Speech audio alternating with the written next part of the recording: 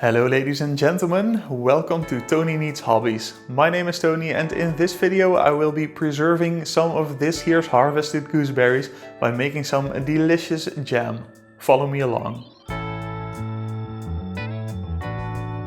In our backyard we have a small berry patch with a big variety of berry bushes. We have blueberries, red currants, raspberries, strawberries and what this video is about, gooseberries. Last year the birds ate all the blueberries and red currants, but the other bushes produce an exceptional amount of fruit.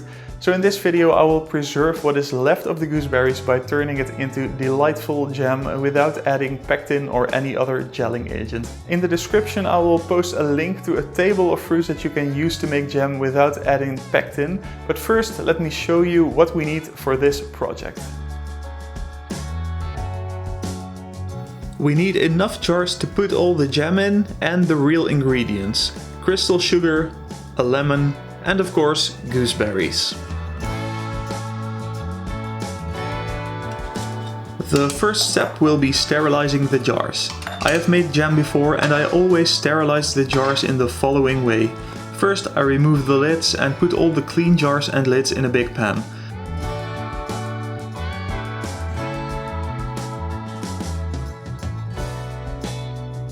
Then fill it with water and bring it to a boil on the stove.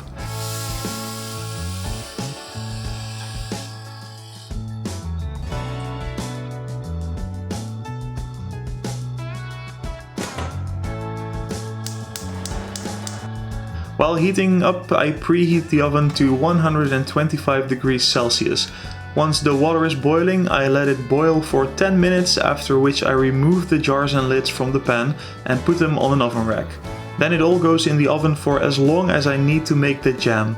I do this so that there is no risk of shattering jars as a result of heat shock, since I will only take the jars out of the oven right before I will fill them with the jam.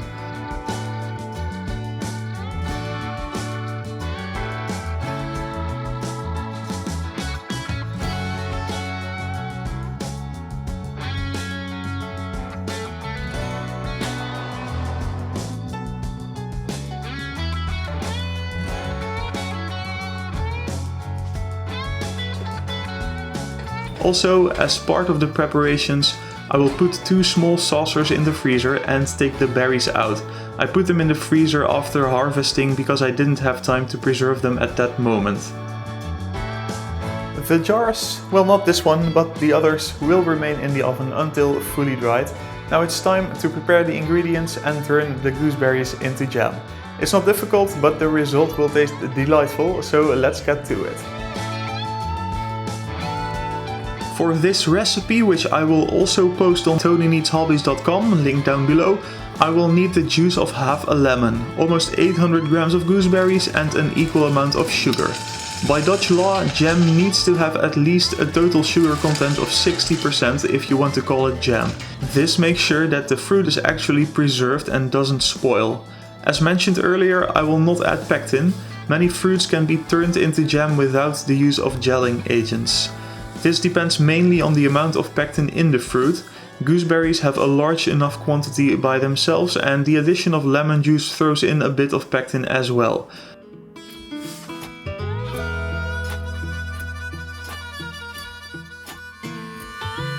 To start making jam, I will first put the gooseberries, lemon juice and 250 milliliters of water in a big pan and put it on the stove. I will heat it up and let it simmer for 15 minutes. To prevent burning, stir the mixture every once in a while.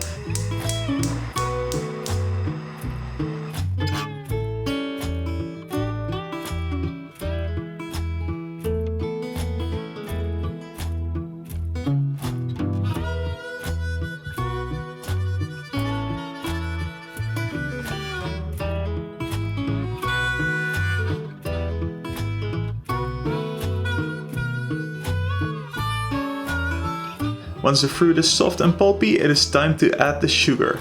No need to add more heat yet. It is really important that all the sugar is dissolved before bringing the mixture to a boil again.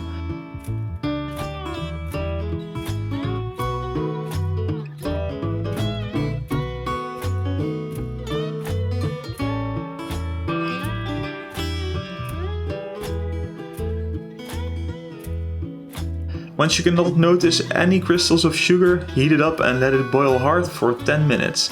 On my website I have a list of fruits that you can make jam out of without the addition of pectin. A link will be placed in the description.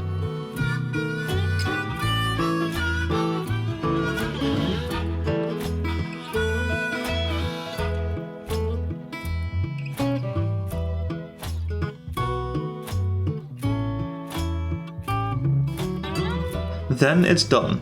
But just to be sure, we can do a little test to see if this is good jam, technically. Let's find out.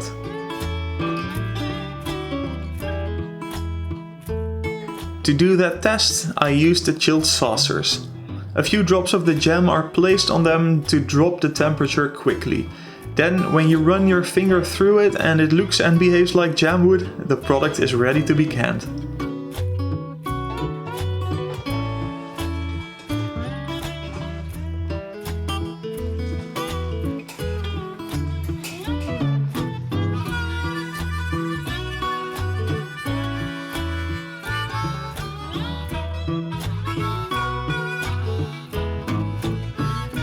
With the use of a funnel, in this case a special canning funnel, you can easily pour the jam in the jars.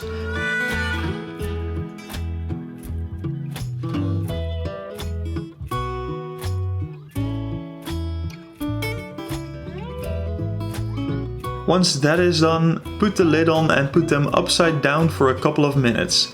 This will seal the lid tightly. Remember, these full jars are hot, so use a pot holder or oven mitts.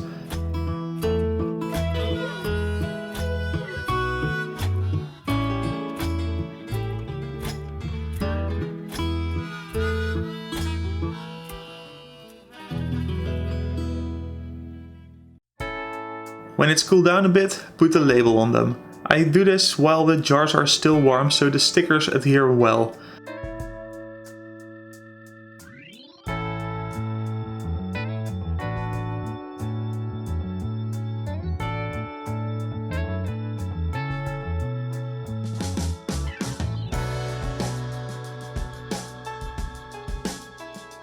Now that all the work, except for cleaning, is done, it's time to have a little taste.